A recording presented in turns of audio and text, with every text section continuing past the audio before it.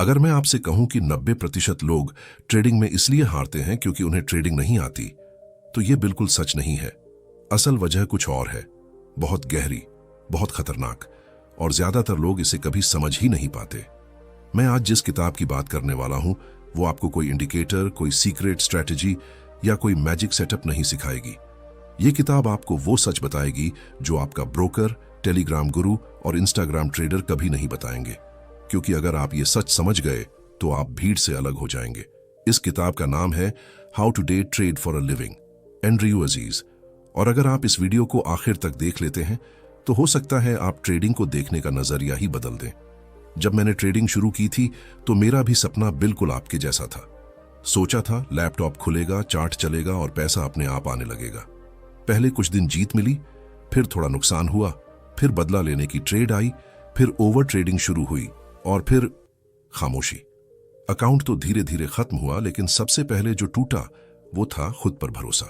और यहीं से शुरू होती है एंड्रयू अजीज की ये किताब। एंड्रयू अजीज हवा में बातें नहीं करता, वो सीधा बोलता है डे ट्रेडिंग कोई लॉटरी नहीं है, ये एक बिजनेस है। और यही एक लाइन इस पूरी किताब की रीढ़ है। अगर आप ट्रेडिंग को अब तक जुआ, शॉर्टकट या जल्दी अमीर बनने का रास्ता समझते आए हैं तो यहीं आप सबसे बड़ी गलती कर रहे हैं। एंड्रयू कहता है कोई भी बिजनेस 3 चीजों के बिना नहीं चलता, रूल्स, रिस्क कंट्रोल और डिसिप्लिन। अब खुद से एक सवाल पूछिए, क्या आपकी ट्रेडिंग में ये तीनों मौजूद हैं? या फिर कभी मन किया तो ट्रेड ले लिया, कभी डर लगा तो एग्जिट कर लिया, कभी लालच आया तो पोजीशन बढ़ा दी? अगर ऐसा है तो आप ट्रेडर नहीं हैं, आप एक इमोशन से चलने वाले गैम्बलर हैं। और अब ध्यान से सुनिए, एंड्रयू अजीज ये भी कहता है कि मार्केट में पैसा कमाना मुश्किल नहीं है, लेकिन मार्केट में जिंदा रहना बहुत मुश्किल है।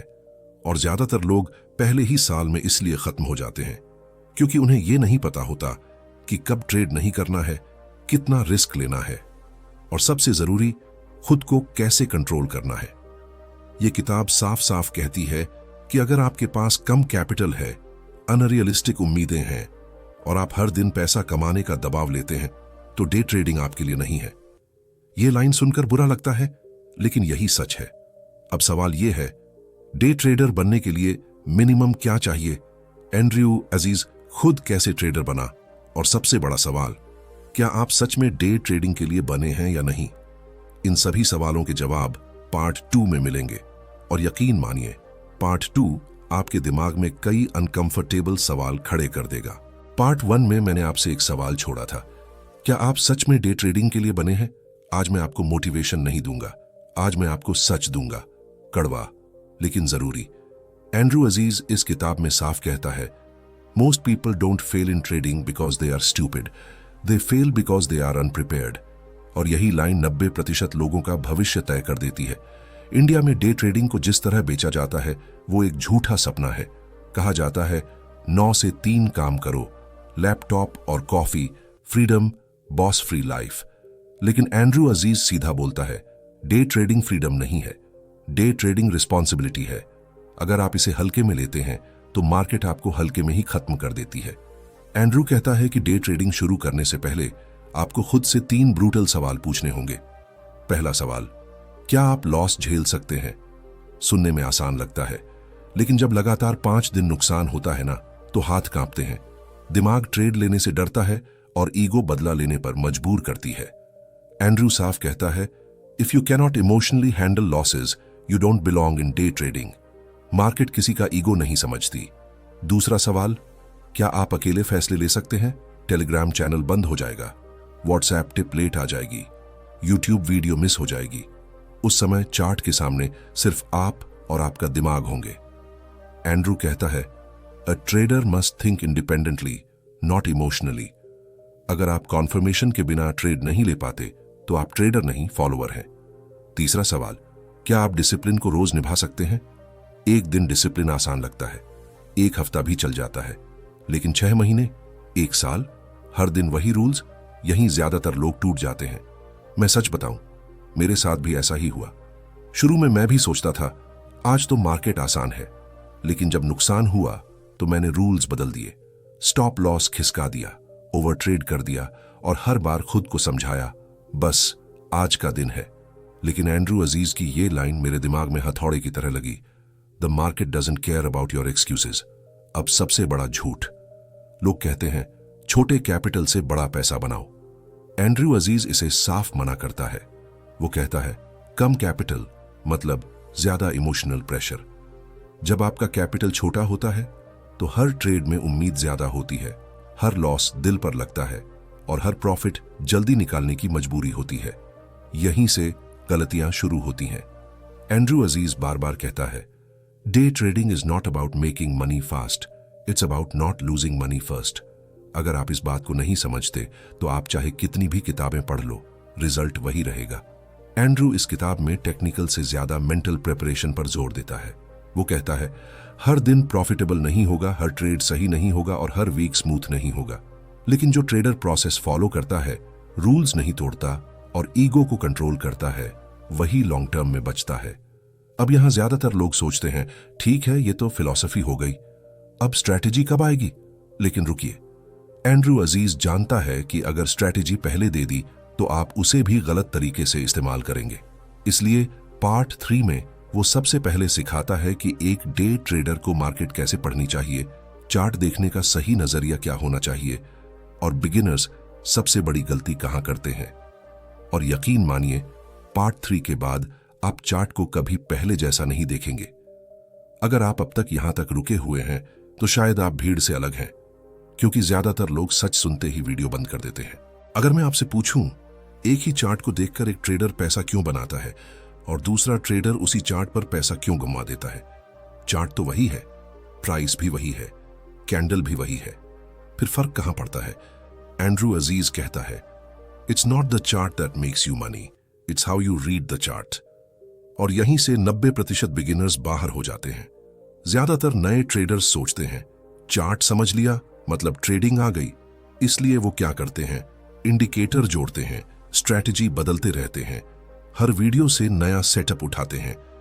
लेकिन एंड्रू साफ कहता है चार्ट सिग्नल नहीं देता, चार्ट कॉन्टेक्स्ट देता है और कॉन्टेक्स्ट समझने के लिए दिमाग चाहिए, इंडिकेटर नहीं। एंड्रू अजीज इस किताब में सबसे पहले एक बात सिखाता है मार्केट रैंडम नहीं है लेकिन प्रिडिक्टेबल भी नहीं है। ये लाइन सुनकर दिमाग अटक जाता है। मतलब क्या? मार्केट में प्रोबेबिलिटी होती है, सर्टेनिटी नहीं, और जो ट्रेडर सर्टेनिटी ढूंढता है वो मार्केट में सबसे पहले मरता है। बिगिनर्स कैंडल देखकर सोचते हैं ग्रीन कैंडल मतलब बाय, रेड कैंडल मतलब सेल। एंड्रू कहता है कैंडल का रंग नहीं, कैंडल की कहानी देखो। हर कैंडल कुछ बता रही होती है, बायर्स की ताकत, सेलर्स की कमजोरी, फियर, ग्रीड। लेकिन अगर आप सिर्फ रंग देख रहे हैं तो आप कहानी नहीं पढ़ रहे, सिर्फ तस्वीर देख रहे हैं। मैं ईमानदारी से कहूं, एक समय था जब मैं भी हर ग्रीन कैंडल पर बाय करता था, सोचता था ब्रेकआउट हो गया, लेकिन ब्रेकआउट के बाद प्राइस उल्टा घूम जाता था। तब मुझे समझ आया मैं कैंडल देख रहा था लेकिन मार्केट नहीं। एंड्रू अजीज की ये लाइन तब जाकर समझ आई, most breakouts fail because beginners chase them. Andrew इस किताब में वॉल्यूम को बहुत ज्यादा इंपॉर्टेंस देता है। वो कहता है प्राइस बिना वॉल्यूम के झूठ बोलता है। अगर प्राइस ऊपर जा रहा है लेकिन वॉल्यूम साथ नहीं है तो वो मूव टिकने वाला नहीं है। यही वो जगह है जहां स्मार्ट मनी और रिटेल ट्रेडर में फर्क पड़ता है। एंड्रू साफ साफ लिखता है you don't get paid for trading, you get paid for waiting. लेकिन बिगिनर्स क्या करते हैं? मार्केट खुली, ट्रेड, चार्ट दिखा, ट्रेड, थोड़ा मूव आया, ट्रेड, और फिर कहते हैं मार्केट ही खराब थी। सच ये है मार्केट खराब नहीं थी, आप इंपेशेंट थे। एंड्रू मार्केट को 3 बेसिक फेज में देखता है, trending, choppy, range bound. Problem यह है बिगिनर्स हर फेज में एक ही तरीका लगाते हैं और यहीं से लॉस शुरू होता है। एंड्रू अजीज का सबसे स्ट्रॉन्ग मैसेज यह है कि डे ट्रेडिंग प्रेडिक्शन का खेल नहीं है, रिएक्शन का खेल है। आप मार्केट से लड़ने नहीं आए हैं, आप मार्केट के साथ चलने आए हैं। और जो ट्रेडर ईगो लेकर आता है, मार्केट उसे सबक देकर ही छोड़ती है। अब यहां आकर अधिकतर लोग पूछते हैं ठीक है मार्केट पढ़ना समझ आ गया, लेकिन ट्रेड कब लें? और यहीं से एंड्रू अजीज आपको ले जाता है सबसे प्रैक्टिकल हिस्से में। पार्ट 4 में हम बात करेंगे डे ट्रेडिंग स्ट्रैटेजीज नहीं, ट्रेडिंग रूल्स क्यों जरूरी हैं, एंट्री से ज्यादा एग्जिट क्यों इंपॉर्टेंट है, स्टॉप लॉस दोस्त है या दुश्मन। और यकीन मानिए अगला पार्ट वो हिस्सा है जहां ज्यादातर ट्रेडर्स इमोशनली टूट जाते हैं। अगर आप यहां तक आए हैं तो इसका मतलब है कि आप सिर्फ पैसा नहीं, समझ ढूंढ रहे हैं, और मार्केट ऐसे ही लोगों को रिवॉर्ड देती है। अगर मैं आपसे पूछूं, एक ट्रेडर कब हारता है? लॉस में नहीं। ट्रेडर उस दिन हारता है जिस दिन वह सोचता है यह लॉस नहीं जाएगा, बस थोड़ा सा और रुक जाते हैं। एंड्रू अजीज इस किताब में सबसे ब्रूटल लाइन लिखता है, your job as a trader is not to make money, your job is to protect your capital. और ज्यादातर लोग यहीं फेल हो जाते हैं। बिगिनर का सबसे बड़ा भ्रम एंट्री को लेकर होता है। बिगिनर्स घंटों स्पेंड करते हैं best entry, perfect setup, accurate indicator खोजने में, लेकिन एंड्रू साफ कहता है एंट्री आपको ट्रेड में लाती है, एग्जिट आपको मार्केट में जिंदा रखती है। और जो ट्रेडर एग्जिट नहीं समझता वह चाहे कितना भी स्मार्ट हो, खत्म हो जाता है। इंडिया में स्टॉप लॉस को कैसे देखा जाता है? SL लगा दिया तो कट जाएगा, मार्केट वापस आएगी। SL ट्रेडर्स को डराता है। एंड्रू इस सोच को सीधे तोड़ देता है। वह कहता है a stop loss is not a sign of weakness, it's a sign of professionalism. Stop loss आपको गलत होने से नहीं बचाता, लेकिन बर्बाद होने से जरूर बचाता है। मैं मानता हूं, मैंने भी स्टॉप लॉस से नफरत की है। हर बार लगता था बस यहीं से मार्केट घूमेगी, लेकिन मार्केट नहीं घूमी, अकाउंट घूम गया। और तब समझ आया स्टॉप लॉस ने मुझे नुकसान नहीं दिया, मेरे ईगो ने दिया। एंड्रू अजीज कहता है प्रॉफिट आपकी स्किल दिखाता है, रिस्क मैनेजमेंट आपकी मैच्योरिटी। वह एक सिंपल रूल देता है, एक ट्रेड में इतना रिस्क लो कि अगर वह गलत भी हो जाए तो अगला ट्रेड लेने की हिम्मत बनी रहे। अगर एक लॉस के बाद आप डर जाते हैं तो आपने ज्यादा रिस्क लिया था। यह वह चीज है जिस पर ज्यादातर लोग बात ही नहीं करते। एंड्रू कहता है most traders don't lose money because of bad trades, they lose because of oversized positions. जब पोजीशन बड़ी होती है तो दिमाग काम करना बंद कर देता है, चार्ट धुंधला दिखता है और लॉजिक मर जाता है। एंड्रू इस किताब में बार बार रूल्स की बात करता है, क्योंकि इमोशंस हर दिन बदलते हैं, रूल्स नहीं। वह कहता है अगर आपके पास रूल्स नहीं है तो मार्केट अपने रूल्स आप पर थोप देगी। स्ट्रैटेजी सीखना आसान है, इंडिकेटर समझना भी, लेकिन लॉस एक्सेप्ट करना, ट्रेड छोड़ना, रिवेंज से बचना, यही वह जगह है जहां ट्रेडर बनता है या टूट जाता है। एंड्रू अजीज लिखता है a good trader thinks in probabilities not outcomes. Her trade lottery नहीं है, हर लॉस फेल्योर नहीं है, लेकिन अगर आप हर ट्रेड को लास्ट चांस समझते हैं तो आप ऑलरेडी हार चुके हैं। अब सवाल यह उठता है अगर लॉस नॉर्मल है, अगर स्टॉप लॉस जरूरी है, अगर रूल्स जरूरी हैं, तो फिर पैसा आता कैसे है? और यहीं से एंड्रू अजीज आपको ले जाता है सबसे प्रैक्टिकल जोन में। पार्ट 5 में हम बात करेंगे हाई प्रोबेबिलिटी ट्रेड्स क्या होते हैं, रिस्क रिवॉर्ड असल में कैसे काम करता है, कंसिस्टेंसी कैसे बनती है लक से नहीं। और यह पार्ट आपकी ट्रेडिंग लॉजिक को पूरी तरह साफ कर देगा। मार्केट आपको हर दिन नया मौका देती है, लेकिन वह सिर्फ उसी को बचने देती है जो खुद को बचाना जानता है। अगर मैं आपसे कहूं मार्केट में पैसा कमाने के लिए हर ट्रेड जीतना जरूरी नहीं है, तो ज्यादातर लोग यहीं कंफ्यूज्ड हो जाते हैं। एंड्रू अजीज इस किताब में एक बहुत खतरनाक मिथ तोड़ता है, you don't need to be right often to be profitable. और ये लाइन बिगिनर के दिमाग को हिला देती है। बिगिनर की सबसे बड़ी गलत सोच यही है। नया ट्रेडर सोचता है अगर मेरी स्ट्रैटेजी 80% एक्यूरेट नहीं है तो मैं पैसा कैसे बनाऊंगा। एंड्रू कहता है एक्यूरेसी से ज्यादा जरूरी है रिस्क रिवॉर्ड। आप 40% ट्रेड्स भी जीतें और फिर भी प्रॉफिटेबल हो सकते हैं, लेकिन शर्त एक है। हाई प्रोबेबिलिटी ट्रेड क्या होता है? एंड्रू साफ करता है हाई प्रोबेबिलिटी ट्रेड का मतलब ये नहीं कि ये ट्रेड पक्का चलेगा, मतलब ये है कि रिस्क छोटा है, रिवॉर्ड बड़ा है और लॉस पहले से डिफाइंड है। अगर ये तीनों नहीं है तो वो ट्रेड नहीं, होप है। रिस्क रिवॉर्ड का सच सिंपल है लेकिन डीप है। एंड्रू अजीज एक सिंपल सवाल पूछता है, अगर आप ₹1 का रिस्क लेते हैं और ₹3 कमाने का मौका है, तो क्या 10 में से 4 ट्रेड्स जीतकर भी आप प्रॉफिटेबल हो सकते हैं? हाँ, लेकिन प्रॉब्लम यह है बिगिनर्स जल्दी प्रॉफिट ले लेते हैं और लॉस को भागने देते हैं, और यहीं पूरा मैथ बिगड़ जाता है। मुझे आज भी याद है, मैं प्रॉफिट में होते हुए भी डरा हुआ रहता था, कहीं मार्केट पलट न जाए। लेकिन लॉस में मैं शांत रहता था, मार्केट वापस आएगी। और यहीं मैंने ट्रेडिंग को उल्टा खेला। एंड्रू अजीज की ये लाइन तब जाकर समझ I cut your losses fast and let your profits run. Consistency का मतलब ये नहीं कि हर दिन प्रॉफिट हो। एंड्रयू साफ कहता है, कंसिस्टेंसी का मतलब है हर दिन सेम प्रोसेस फॉलो करना। अगर आज आपने रूल्स तोड़े और प्रॉफिट आ गया तो मार्केट ने आपको रिवॉर्ड नहीं किया, वार्निंग दी है। एंड्रयू अजीज जर्नलिंग पर बहुत जोर देता है क्योंकि मेमोरी झूठ बोलती है, जर्नल नहीं। जब आप लिखते हैं कि क्यों ट्रेड लिया, कहां डर लगा, कहां ग्रीड आई, तो धीरे धीरे आप खुद को पढ़ना सीखते हैं। एंड्रयू इस किताब में एक बहुत शार्प डिफरेंस बताता है। गैम्बलर सोचता है अगला ट्रेड क्या देगा, ट्रेडर सोचता है अगले 100 ट्रेड्स में मेरा सिस्टम क्या करेगा। अगर आप लॉन्ग टर्म नहीं सोचते तो शॉर्ट टर्म भी नहीं टिक पाओगे। एंड्रयू मानता है the hardest part of trading is not technical, it's emotional. Loss के बाद शांत रहना और प्रॉफिट के बाद डिसिप्लिन्ड रहना, यही वो स्किल है जो किताबों में नहीं, प्रैक्टिस में आती है। अब यहां आकर सबसे बड़ा सवाल उठता है, अगर स्ट्रैटेजी परफेक्ट नहीं है, लॉस नॉर्मल है, डिसिप्लिन जरूरी है, तो फिर एक ट्रेडर सालों तक मार्केट में टिकता कैसे है? और यहीं से आता है एंड्रयू अजीज का सबसे मैच्योर हिस्सा। पार्ट 6 में हम बात करेंगे प्रोफेशनल डे ट्रेडर की डेली रूटीन, ओवर ट्रेडिंग से कैसे बचें, बर्नआउट और इमोशनल फटीग को कैसे हैंडल करें। ये पार्ट हर सीरियस ट्रेडर को खुद से मिलवाएगा। मार्केट में जीतने वाले अलग नहीं होते, सोचने का तरीका अलग होता है। अगर आप सोचते हैं कि एक प्रोफेशनल ट्रेडर पूरा दिन चार्ट देखता है तो यहीं आप गलत हैं। एंड्रयू अजीज इस किताब में सबसे पहले इसी इल्यूजन को तोड़ता है। वह साफ कहता है a professional trader trades less not more, और यहीं पर ज्यादातर बिगिनर्स उल्टा करते हैं। अब बात करते हैं डे ट्रेडर के असली रूटीन की। एंड्रयू अजीज बताता है कि एक प्रोफेशनल डे ट्रेडर का दिन 4 हिस्सों में बटा होता है, मार्केट से पहले, मार्केट के दौरान, मार्केट के बाद और मार्केट से दूर।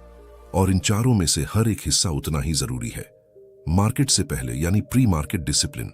एक प्रोफेशनल ट्रेडर मार्केट खुलने से पहले न्यूज देखता है, गैप्स पहचानता है, लेवल्स मार्क करता है और एक साफ प्लान बनाता है। लेकिन एक चीज वह बिल्कुल नहीं करता, वह ट्रेड की कल्पना नहीं करता। एंड्रयू साफ शब्दों में कहता है प्लान बनाओ, प्रिडिक्शन नहीं। अब आते हैं मार्केट के दौरान, जहां काम होता है एग्जीक्यूशन का, इमोशन का नहीं। मार्केट खुलते ही एक बिगिनर क्या करता है? हर मूव पर रिएक्ट करता है, हर कैंडल पर ट्रेड करता है, हर नॉइज से डर जाता है। और एक प्रोफेशनल ट्रेडर वह इंतजार करता है। एंड्रयू लिखता है most of your job is waiting for the right moment. और सच यही है, इंतजार करना ट्रेडिंग का सबसे कठिन काम है। अब बात करते हैं ओवर ट्रेडिंग की, जो एक साइलेंट किलर है। एंड्रयू अजीज ओवर ट्रेडिंग को ट्रेडर का सबसे बड़ा दुश्मन मानता है। ओवर ट्रेडिंग क्यों होती है? बोरियत की वजह से, रिवेंज की वजह से, ईगो की वजह से और ओवर कॉन्फिडेंस की वजह से।